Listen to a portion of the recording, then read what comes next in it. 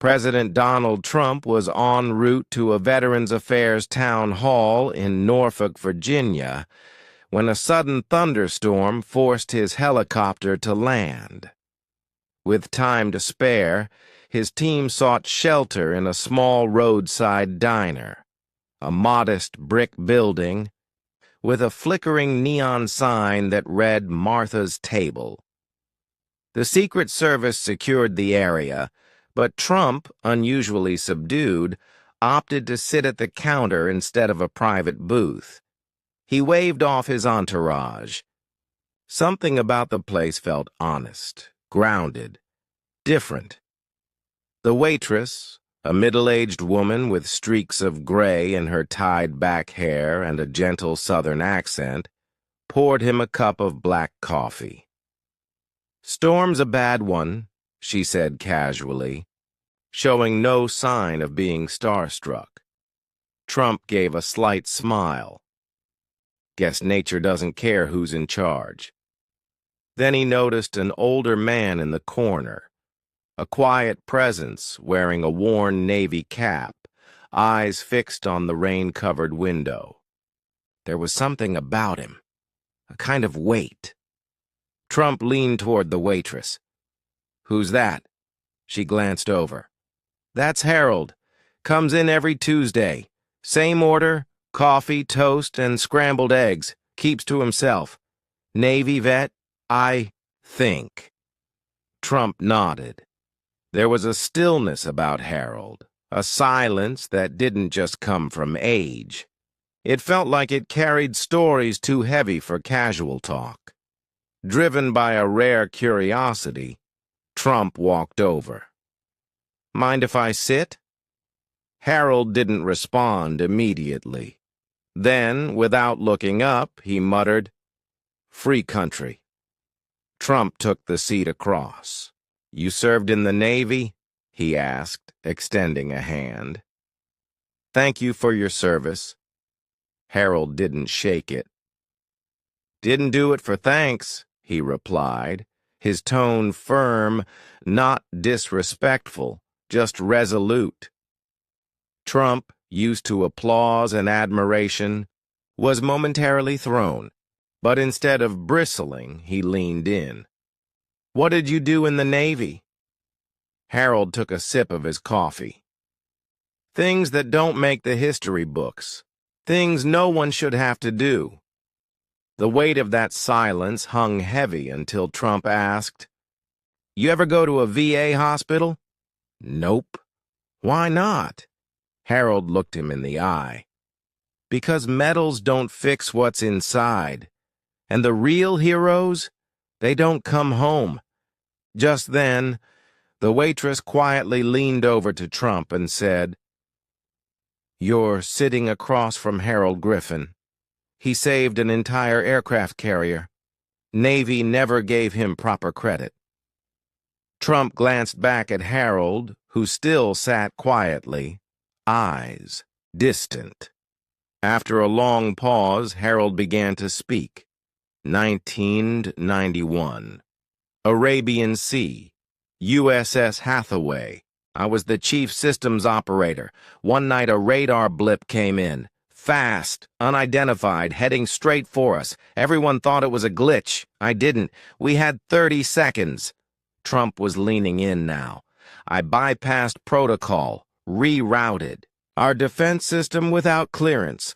Took a risk. We intercepted a missile. Saved 2,000 lives, but I disobeyed direct orders. You were punished? Demoted. Shore duty. No commendation.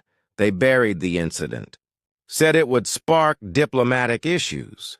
Trump was stunned. He'd read speeches, honored heroes, but never heard anything like this. "Why didn't you ever tell your story?" Harold met his gaze. "Because it wasn't about me. It was about doing what's right, even if no one ever knows." Trump, for once, had nothing to say. He stared at the man across the booth, a man history had ignored. Then Harold added quietly, Sometimes the cost of doing the right thing isn't glory. It's silence. Back in the motorcade, Trump was unusually quiet. His aide, Julie, noticed. "Everything all right, sir?" "I want everything we've got on a man named Harold Griffin," he said. "Navy, USS Hathaway, around 1991. Julie returned that night with a thin file. "Too thin." "This is all?" Trump asked. "Honorable discharge. Minimal records. No mention of the Hathaway incident." Trump flipped through the redacted pages. "They erased him," he muttered. "Why would they do that?" Julie asked. "Because sometimes governments choose silence over truth." Trump placed a sticky note with Harold's name on his desk and stared at it. He had spoken at parades, praised soldiers, but how many Harolds had gone unnoticed? The next morning, he made a decision. "Schedule a return trip to that diner," he told Julie. "No press, just me." 3 days later, Trump walked back into Martha's table. But Harold wasn't there. "Missed Tuesday, too," the waitress said. "That's not like him." Trump left his number. "If he returns, tell him I want to talk man to man." 2 days passed, then a call came. "He's here," the waitress said. Didn't say much, just sat down and ordered toast. Within the hour, Trump returned. No cameras, no speech, just a folder in hand. He slid into Harold's booth. "You again?" "You didn't tell me everything." Harold raised a brow. "Didn't think you'd care." "I do," Trump said quietly. "Your story deserves more than silence." He pushed the folder across. "They erased your name, but not your legacy." Harold didn't touch the file. "Making it public won't bring back the ones who didn't make it." "I know," Trump said, "but it can honor the ones who did." For the first time, Harold smiled faintly. "You really mean that?" "I do. I can't rewrite history, but I can make sure it remembers you." Harold studied him. "I never wanted glory, just peace." "But peace doesn't have to mean being forgotten," Trump replied. Harold opened the folder. Sparse papers, blacked out lines, but proof someone had listened. "I've made mistakes," Trump admitted. "Assumed I knew what service meant. But you taught me the quietest men carry the heaviest truths." Harold smirked. "You're not bad with words when you're not shouting them." They both laughed. Trump tapped the table. "I'll talk to the Navy Secretary, push for declassification, quietly if that's what you prefer, but your story won't stay buried." Harold's face tightened. "Just don't turn it into a circus." "I won't." "All right then. Let the truth out. For the men who didn't come home." A week later, Trump wrote a letter by hand, something he rarely did. It read, "To the loved ones of those aboard the USS Hathaway in 1991. There is a story you were never told.